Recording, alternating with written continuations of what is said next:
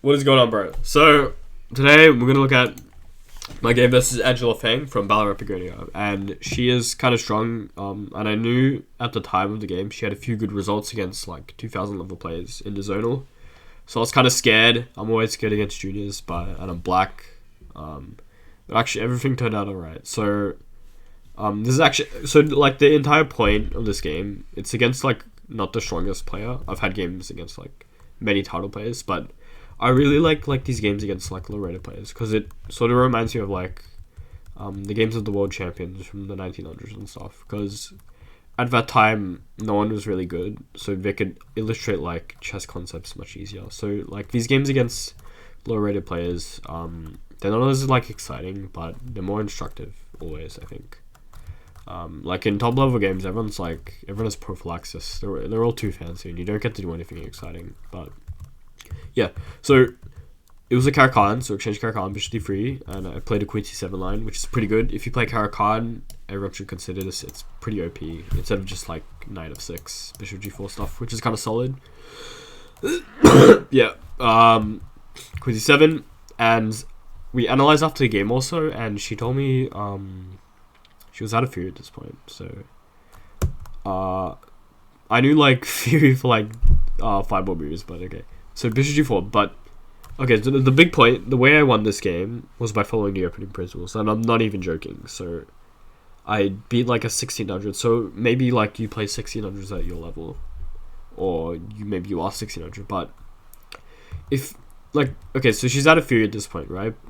And if you're out of Fury, you probably just follow opening principles. So just like castles, bishop f4, 92, and not, it can't really go that wrong. But she plays f3, which is already like a little sketchy if you don't know Fury. Because you're completely weakening this diagonal. You've weakened the e3 square. It just creates weaknesses. And so I play bishop d7, right? Which is a Fury. But if you play this is possible, right? But then they go take the bishop. It was probably fine. I don't know. Maybe the move is knight f4. Maybe it's like g4 or whatever. But bishop d7 is like cooler because you keep pieces on the board and it's like a funny move. I don't know. It went to b5 later, so it ended up working. So bishop f4. And that was kind of like her idea of f3 to get bishop f4 in without the pin, and e5. So this is the theory, but the idea is also very logical. So we go into this isolated pawn position, and we've opened the e file for one, so we get more access to the e3 square, and you get bishop c5. We've gotten rid of the d4 pawn. So yeah, e5 is just, we're going to be able to take advantage of the weaknesses more easily with our pieces, and we have an isolated pawn, but we have plenty of activity, so there's no worries here. And here's like the start of her downfall, in my opinion. I mean, f3 was sketchy, but this is also very sketchy, right? So again, she has no idea what the theory is here, and she's playing bishop c2. Now, I don't know the theory here either at this point, like, because this is not like a move that a GM would play. But intuitively, we know, I mean, honestly, like the thing is with opening principles, like, we have a lot of ego around it. Like, we think we're too good for it, mostly. But even so, I've played many like 1600 level players, 1800 level players who don't follow the opening principles and they get lost out of the opening, even when they don't know the theory. So, like, I don't know, like, we think it's for beginners, right? Castle, develop, control the center. But at every single level it matters because we all get out of theory and we've got to know what to do then. So, but yeah, bishop c2, we're just too slow. And I wasn't going to take her bishop anyway, because it would... Then, like, okay, I mean, let's say castles, right? And I take. I'm the one who's falling back in development. Why does the temple and this pawn? They have all the pieces out in their castle. So this would be against the opening principles. I mean, that's kind of OP anyway.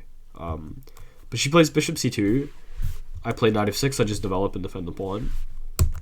And bishop b3. So, of course, like, I mean, it's very slow, of course. Bishop c2, bishop b3, when you're not castled. And I just play bishop d6. And she cannot... actually, I don't know. There was a reason why she couldn't take out. Oh yeah, if you take it, there's knight f3. So, and I'll win back material, and I'll have a good position. This position is kind of nice for me. My queen's very active. Their king's very weak. A lot of squares are weak here. So, she can't really take it anyway, even though she did this. And if she did this and not gonna take them, why would you do this? I don't understand. But she just castles, and now I can castle as well. And again, if you take this queen c5, then I win a piece. So.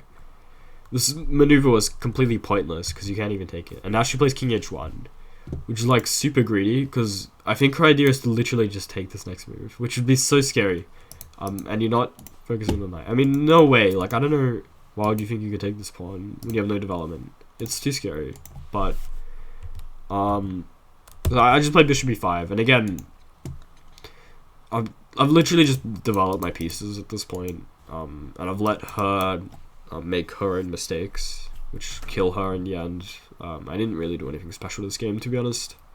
Bishop e5 maybe is a little bit special, but again, my idea is if she takes, I just win a piece. So you cannot take it. Now my bishop's super OP on this diagonal, and 93 stuff is coming. And because of this, she plays bishop c2, and like, okay, bishop f1, bishop c2, bishop b3, bishop c2. It cannot. There's no fucking way, right? There's no way. And even though like I don't have a direct win, I have so much development, and I have such a lead in development in an open position. I'm gonna be like much better here. And I just play rook e8, which is very. I love moves like this. It's so sensible, and it's putting so much pressure. Also, it's just such a dope move.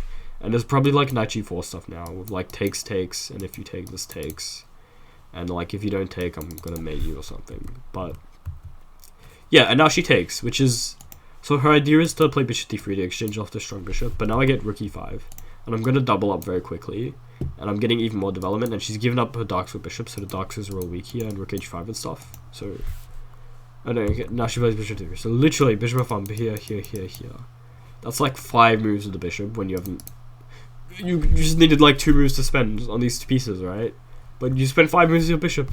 I like, what happened to the opening principles? Okay, but okay, bishop d3 takes, and now rook here. So just very sensible moves, right? All I did was develop this game. Bishop b5 was like a little special, I guess, and I noticed like the tactical tricks in the position, and it gets to 1600. I have like such a beautiful position, and now with all this development, I have total control of the e-file, great queen, and the king is especially quite weak here. So, and now they play knight d4. Of course, like I was attacking the knight, so you still can develop the knight to d2 because I'll take knight d4, and now rook h5. It was super unpleasant. I'm just like smashing this pawn, so she has to play h3 now. Oh my gosh, like you cannot do this when you don't have a dark bishop on the board. You just can't. And I play queen d7, very logical. Rook h3 is like a direct threat, and it'll just be mating you. So, she plays f4, and now the e4 square is weak. It's a pretty serious drawback. Rook e4, which is just another tempo. I mean, probably I think you should just develop anyway. Just sack the pawn, but at least get your rook in the game and your knight in the game. But she plays f5, and this is like. It's very materialistic. And there's no way, bro. Like this, it wasn't worth that much. Like the development is worth more. And now queen e7 is too strong because rook e3, rook h3 stuff is coming, and also queen e5. And now she plays knight c2, trying to stop rook e3, but then queen e5, and there's no way you can stop me. So yeah, I love this game. It's actually one of my favorite games to be honest because of like lead and development. It's a very classical game. I didn't do anything special. Just a very nice isolated pawn game. And yeah, hope you enjoyed.